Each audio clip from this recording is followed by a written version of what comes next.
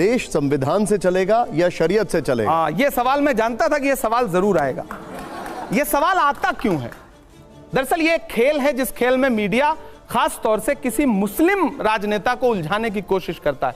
संविधान कहता है कि आपको फ्रीडम है अपनी आस्था के अनुसार धर्म चुनने का, आप जिस धर्म को मानते हैं उसका सम्मान करने का। इस्लाम धर्म कहता है जिस देश में रहते हो उससे मोहब्बत तुम्हारे ईमान का हिस्सा है। यह सवाल क्यों आता है कि आपको देश ज्यादा पसंद है या इस्लाम पसंद है, या देश ज्यादा पसंद है? संविधान तो धर्म के आधार पर नहीं कहता है। अगर कोई मुझे पूछे कि आपके वालिद में लिखा है धर्मनिरपेक्षता के बारे में, आप रुको जरा, सबर करो। आपकी मां आपको नहीं, संविधान में धर्मनिरपेक्षता लिखा है तो धर्मनिरपेक्ष मैं, आप मेरे सामने अभी पूजा करिए, भजन गाइए, मैं आपका सम्मान करूंगा। मैं नमाज पढ़ूं, मैं कुरान की आयत पढ़ूं, आप मेरा सम्मान करिए। धर्मनिरपेक्षता का मतलब यह है, धर्मनिरपेक्षता का मतलब यह नहीं है, गलत तरीके से व्याख्यायित किया गया। सेकुलरिज्म का मतलब यह नहीं कि आप मेरा धर्म मानने लगे, मैं आपका धर्म मानने लगूं। हम दोनों एक दूसरे के धर्म का सम्मान करें, यह है सेकुलरिज्म। ये बड़ी अच्छी बात कही आप।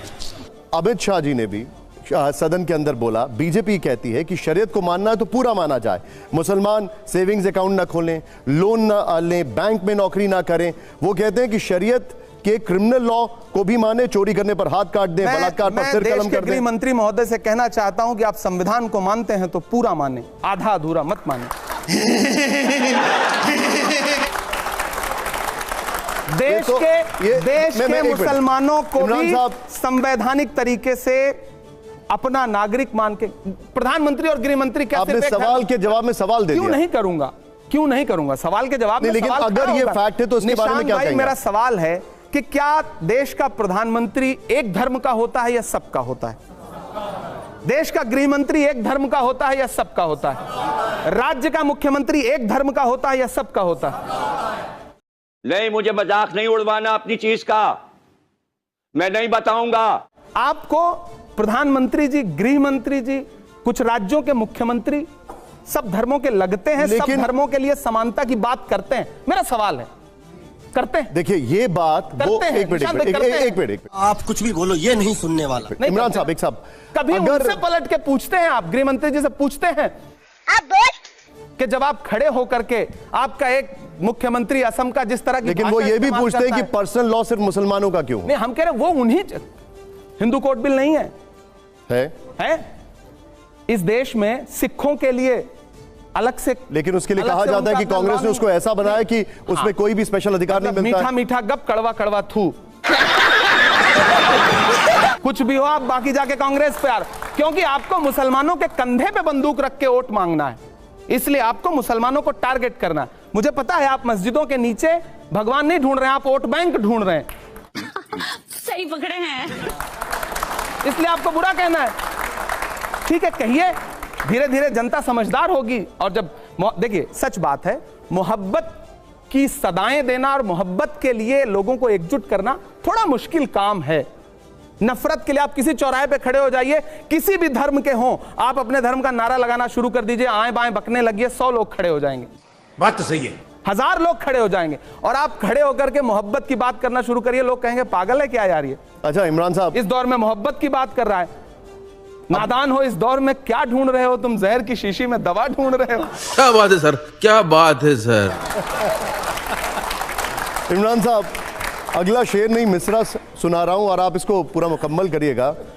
ये बताइए कि कवि का इशारा किस तरफ है जब आप लिखते हैं कि गोबर को कोहिनूर बताने में रह गए? मैं संबित पात्रा की तरफ मेरा इशारा है। अच्छा। उन्होंने बताया था पूरा शेर चैनल पे, ये सोशल मीडिया पे बड़ा वायरल हो रहा है, पूरा शेर तो पढ़ दीजिए। नहीं मतलब अब उन पर बस एक ही मिसरा याद रखने का मन करता है, उसके बाद भुला दिया मैंने, क्योंकि बाद में मुझे समझ में आया कि मैं थोड़ा मैच्योर हो गया। ठीक है, अब ये शो को मैं वाइंड अप कर रहा हूं, लेकिन उससे पहले, हाँ अरे वाह क्या बात है, लेकिन उससे पहले कुछ 2 लाइनें हम सभी सुनना चाहेंगे कि नहीं सुनना चाहेंगे इस देश के ऊपर, जरा बताइए। हम करते हैं प्रबंध, आप चिंता मत। कुछ 2 लाइनें। नहीं, देश तो देखिए, मेरी एक नज्म है कि मैं तरन्नुम में सुना देता। बिल्कुल, अब माहौल ऐसा बना हुआ है कि सुना देते हैं, और बहुत अच्छा, आपको बधाई देता हूं।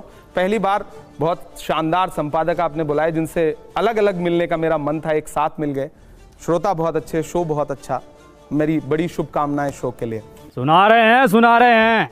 मेरा मस्कन मेरी जन्नत को सलामत रखना, यह कविता नहीं बल्कि एक दुआ है। इरशाद। मेरा मस्कन मेरी जन्नत को सलामत रखना, मेरे मौला मेरे भारत को सलामत रखना, मेरा मस्कन मेरी जन्नत को सलामत रखना। तूने नफरत का जो बाजार सजाया हुआ है, तू ये कहता है मुसलमान पराया हुआ है। आजा दिल चीर के दिखलाऊं वतन का नक्शा, मेरा भारत मेरी सांसों में समाया हुआ है। ऐसी बेलौस मोहब्बत को सलामत रखना, मेरे मौला मेरे भारत को सलामत रखना, मेरा मस्कन मेरी जन्नत। और अंतिम पंक्तियां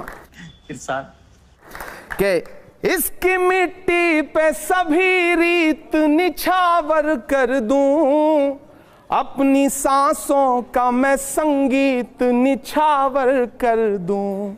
गंगा जमुना तेरी लहरों की मुकद्दस धुन पर, अपनी सांसों का मैं संगीत निछावर कर दूं।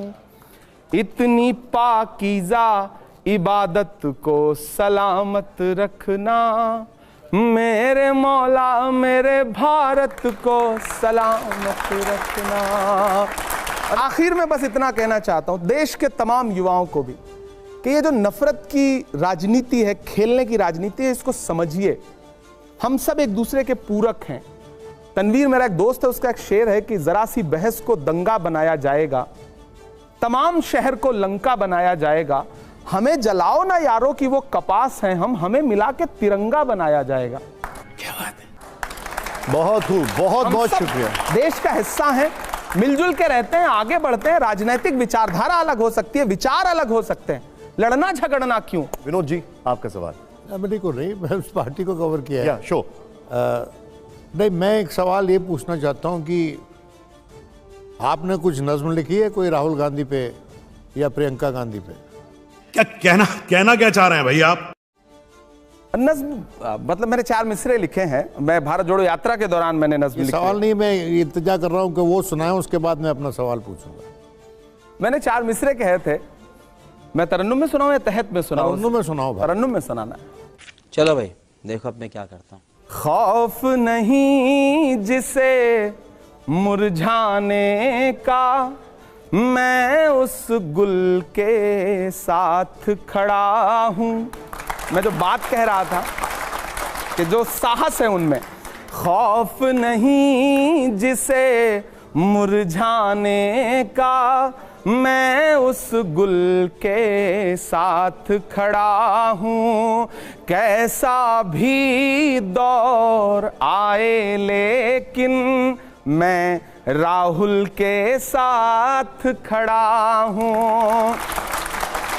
कल भी खुल के साथ खड़ा था, आज भी खुल के साथ खड़ा हूँ।